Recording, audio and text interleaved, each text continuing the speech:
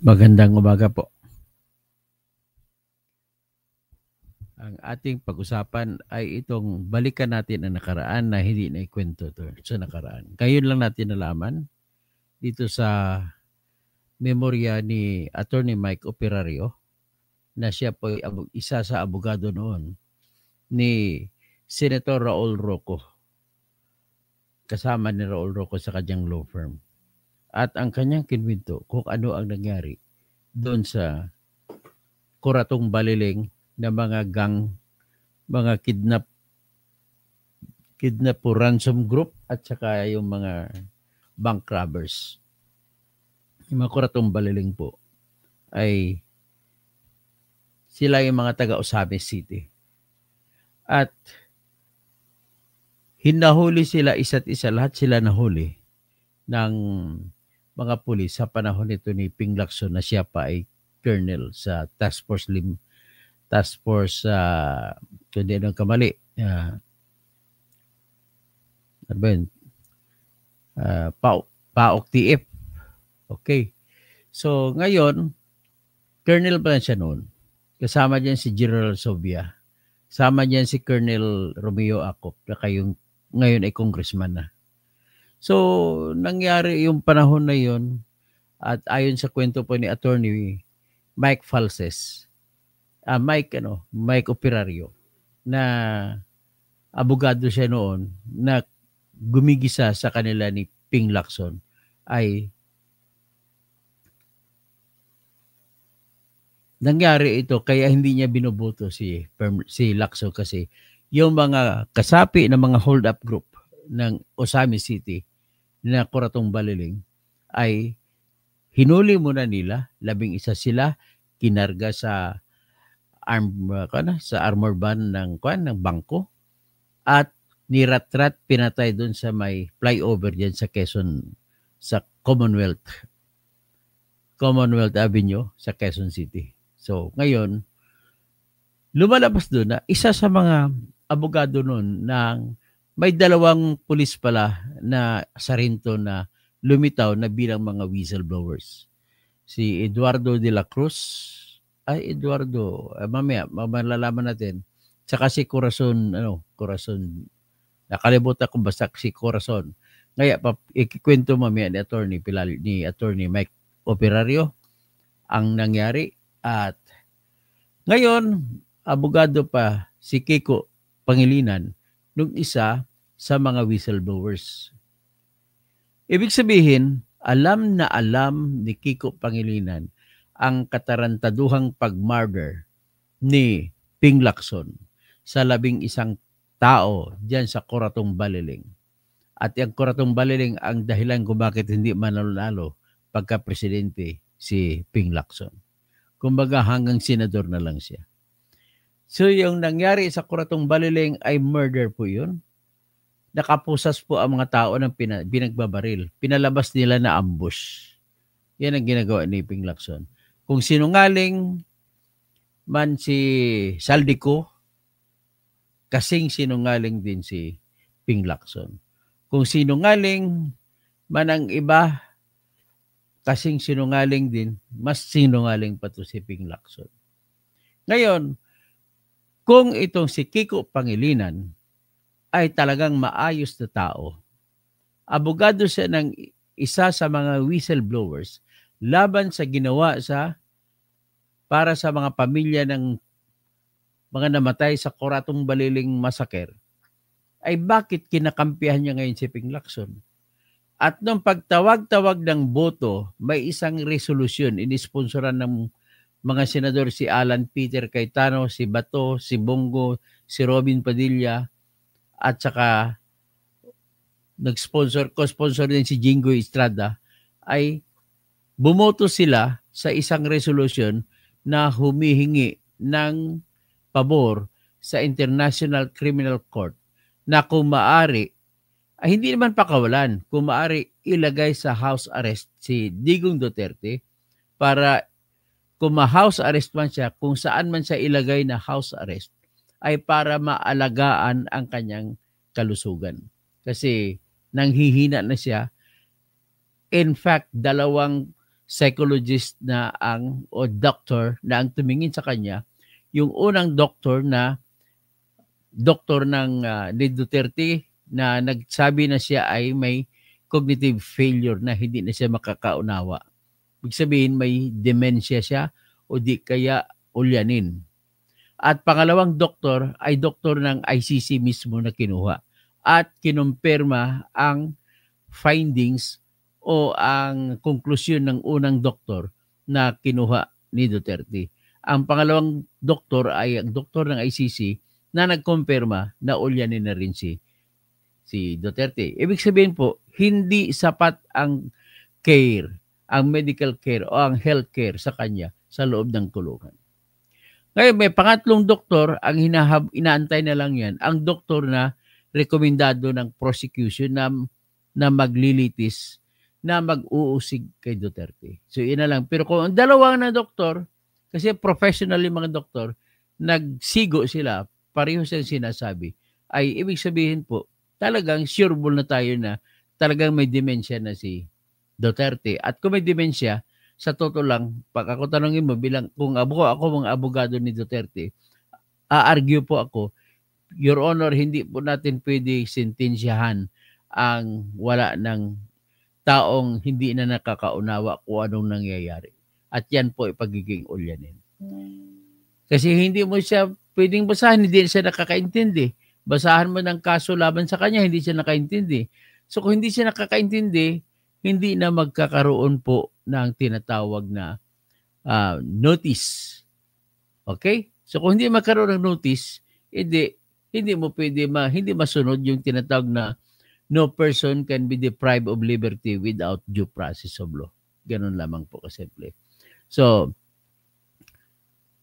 ngayon, ito po pakinggan natin itong sa House Resolution, sa Senate Resolution na nagboto si Robin Padilla, pero pagdating kay Kiko, nagboto siya ng no.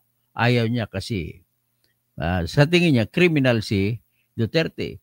Pero kung gano'n ang kanyang boto, kini-question ko ngayon ang kanyang kredibilidad sa pagsasabi ng gano'n. Bakit po Tricky Brande?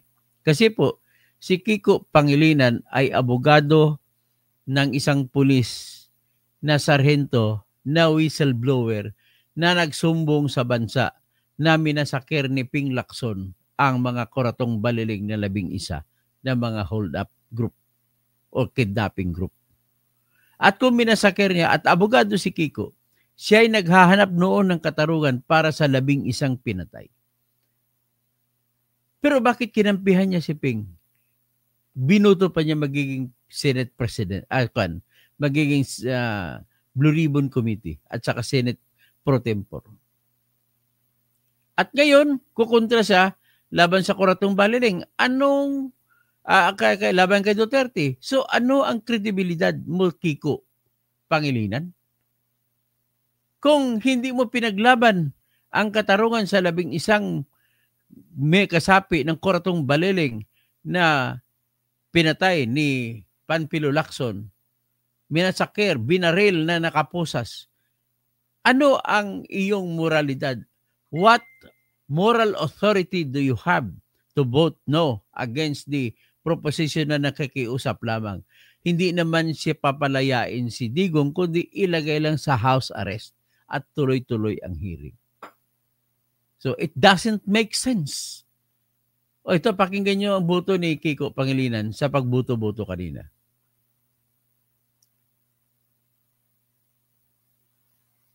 Kumbaga, pagtanong sa integridad, wala po sa integridad ito. O, pakinggan natin si Robin muna nag-umpisa pagtapos si Kiko. At nag-aantay ng paghuhusga ng mga dayuhan. Yun lamang po. Maraming salamat. Senator Pangilinan. Si Pangilinan. Ang boto niya, no. Hindi siya papayag sa House Resolution na ikulong na lang sa bahay si Duterte imbis na sa kulungan. Pareho din niyang kulong, tuloy-tuloy din ang trial. Anong klase? Parang hindi ka abogado. Abogado siya. Ulitin ko lang bago siya masalita. Noong kasagsagan ng koratong baliling Lalabing isang taong pinatay na nakapusas pinatay nila ni Ping Lacson ay abogado siya kontra kay Ping Lacson. Abogado siya ng mga namatay sa Corazon Baliling issue, pero siya ay abogado ng pulis na naging whistleblower na sumiwalat ko ano totoong nangyari. Pero ibig sabihin, dapat para siya makipaglaban siya para sa katarungan para sa mga namatay. Pero bakit kinampihan niya si Ping Lacson? So ngayon, ito naman sa panahon ni Duterte, hahanga sana ako sa kanya kung nag-ano siya, mantinin niya ang kanyang kung maintain niya ang kanyang integridad. Kaso lang kumampi siya sa killer eh.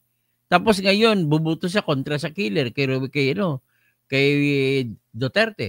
O ito, pakinggan natin ang salita naman ngayon ang boto ni Soto. Ako po ay bumuboto ng no. No, boto niya. Pinakinggan ko ang mga sponsorship speeches ng ating mga kasamahan. Tama naman.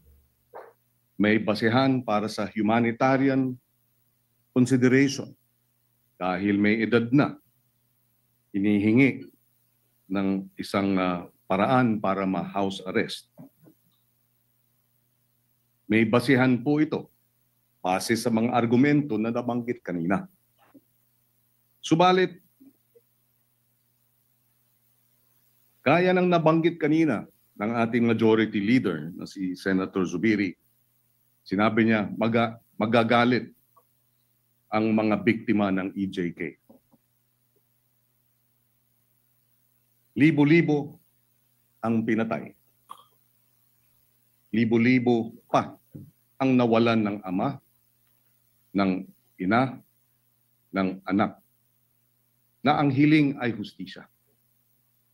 Tama rin na humingi ng hustisya. Saan tayo papanig? Tama, may basehan ang humanitarian konsiderasyon. Ngunit may basehan din yung daing at yung dalamhati at yung masasaktan na libo-libo nating mga kababayan na pinatay. Saan tayo? Humanitarian consideration o sa mga daing ng hinihiling ang hustisya? Bilang chairman ng Committee on Justice and Human Rights, nais ko man pumanig sa isang banda. Tungkulin kong pumanig sa mga daing ng naghahanap ng hustisya. I vote no. O, tingnan mo, bumoto siya ng no. O ngayon, Senator Tulfo Erwin. pakinggan natin ngayon ang history dyan sa likod na yan. At si Erwin Tulfo kasi bumoto pabor siya sa resolution. Total, ang sa akin na naman, hindi naman yan papalayain, kundi ikulong pa rin pero sa bahay lang para maalagaan lang ang kanyang kalusugan. Mabigat bang hiling yon? Matanda na ang tao? Total, pwede naman ilagay siya doon sa dahag, sa labas ng dahag. At deheg pala, ang pag-pronounce. Pwede naman ilagay siya doon. Dino lang siya sa bahay. Oo palang bahay doon sa alagaan. At tuwing may hearing, dadalo siya tuwing may hearing. Hindi ba yan ka mahirap pakinggan?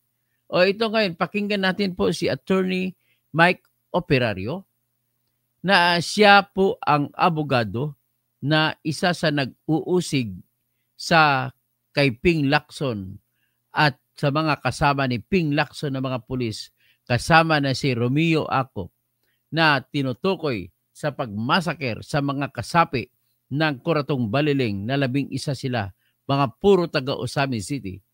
At binaril po sila sa loob ng armored van na nakapusas pa lahat. Tapos pinalabas ni Ping Lacson na sila ay, yun po daw ay shoot out.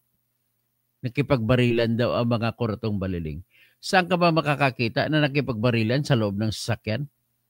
Ang problema lang sa sistema ng katarungan namin, kinampihan pa dito si Lacson. So, ito po, ito pakinggan ninyo ang sinabi ni Attorney Mike Operario.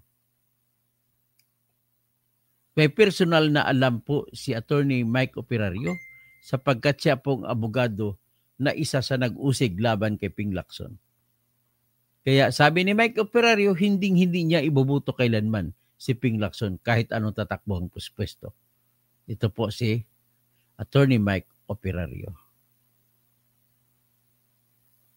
At bagamat mayroong supposed reward kina De Los Reyes ang kanilang promotion, mas masidhi yung kanyang takot na sila ay gawing fall guy dito sa sitwasyon na ito at yung konsensya niya na mayroong 11 tao na pinatay nung araw na iyon ng walang kalaban-laban. Well, 8 sa kanila ay inaresto sa Superville Subdivision sa Parañaque. Ito yung talagang mga miyembro ng Kuratong Baleleng. 3 sa kanila ay hinuli sa hiwalay na operasyon at dinala na lamang sa Camp Crame ayon sa testimonya ni SP Otto de los Reyes at saka ni Corazon de la Cruz. Si Corazon po ay isang lalaki. Iyon lang po ang kanyang pangalan. Pero matapos ang ilang oras ng pagkakadetine sa Camp Crame, sinakay nila sa van yung mga tao at nag-proceed sila papunta dito sa Commonwealth at doon na nga nangyari ang putukan. At ayon kay SP Otto de los Reyes, talagang nakaposas yung mga tao at sila ay pinagbabaril in close range at walang shootout na naganap. Kaya, pinalabas ni Ping Lacson na shootout na barilan. Pero ang totoo ay walang shootout na nangyari. At ito lamang po ang umpisa ng serye ng mga kasinungalingan na naganap doon sa Senado. At ikukwento ko pa sa inyo yung mga totoong nangyari doon sa investigasyon na yan sa Senado dito sa issue ng Kuratong Baleleng. Pero mayroong isang tao na ngayon ay hayag din at lutang na lutang dyan sa Senado na alam kung ano ang nangyari dito sa investigasyon ng Kuratong Baleleng sapagkat siya ang unang tumayong abogado ni SPO2 Eduardo de los Reyes. Oh, sino yan? SPO2 Eduardo de los Reyes, isa sa mga whistleblower na mga pulis na sarhento na lumabas para isumbong sa bayan na yung 11 kasapi ng Kuratong Baleleng na pinatay sa loob ng van ay nakaposas lahat yon ng binaril, pinagbabaril ayon sa utos ni Ping Lacson. So, yan po. Ganun ba si Ping Lacson? Iboboto niyo ba presidente yan? Mas matindi pa kay Duterte yan, sakasakaling naging presidente yan. At yan ay si Kiko Pangilinan, na ngayon ay umuupo kasama ng mayorya, kasama ni Ping Lacson. Marami pong mga bagay pa tayong dapat malaman at ipapaalam ko sa inyo base sa aking personal na kaalaman sa kung ano ang nangyari dito sa Kuratong Baleleng at dito kay Ping Lacson.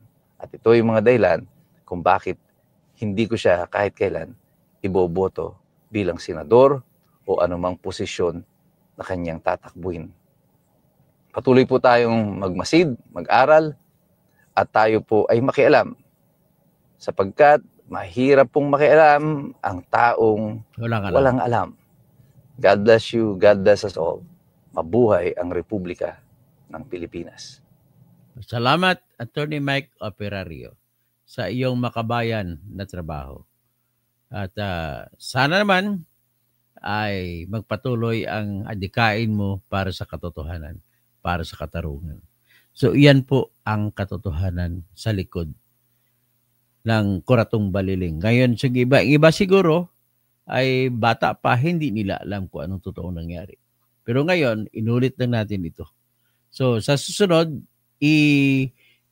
iba-vlog natin si Mike Operario sa buong buo. Ikwento niya kung ano talaga totoong nangyari dyan sa Kuratong Baleleng na isyu na yan. Laban kay Panfilo Lacson. So, Edmond Bornasal Beltran, Boyset Kakiko, sabi mo, libo-libo ang namatay sa war on drug. Ang dami naman, 79 lamang po ang kaso ngayon na pinalabas ng International Criminal Court Prosecutor's Office, 79 lang ang inaakusa nila kay Duterte. Paano nag-libo-libo? Ibig sabihin, bakit nagdesisyon ang mga prosecutor na gano'n? Ibig sabihin po, mahina ang ebidensya nila patungkol sa iba.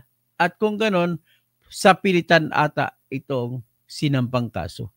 So Tricky Brandy, si Valerie Serna, si Tricky Brandy, hello po. Tricky Brandy at the ads. Okay, ano naman, mga team replay, huwag nyo kayo mag-skip ng ads. Tapos Fernie Pinto, okay. So Semi Quijano, Patrick James R. Quijano, political party and sides are not of God. It's only Osas and Jesus that anyone could be saved. Religions are the worst thing that happened in the world. So Tricky Brandy, newbie po dito, ganun po ba? O salamat po sa pagiging newbie mo at dito ka napadpad sa aking channel. At Tricky Brandy, salamat po. So siya dapat pala nasa ICC, si Lacson. Oo, pumatay ka naman ng mga tao na nakaposas. Oh, hindi pa mga addict yun ha. Pero although, mga kriminal din yun. Confirm na mga kriminal din yun nangingidnap at nang-hold up ng bangko. So, Tricky Brandy, personal ang galit ni Kiko Pangilinan. Hindi siya professional. So, Tricky Brandy exactly doesn't make sense. So, Tricky Brandy of BO o Bernard Magtibay, Edmond Bornasal Beltran, Buisit Kakiko. Okay. Is mean naimbag Rabi Attorney Toto. Oh, naimbag bigat na sa Pilipinas. Mercy Narvasa Suzuki. Uulitin ko lang, Dr. Toto, na late dito sa live mo. Salamat po. At pakishare na lamang po.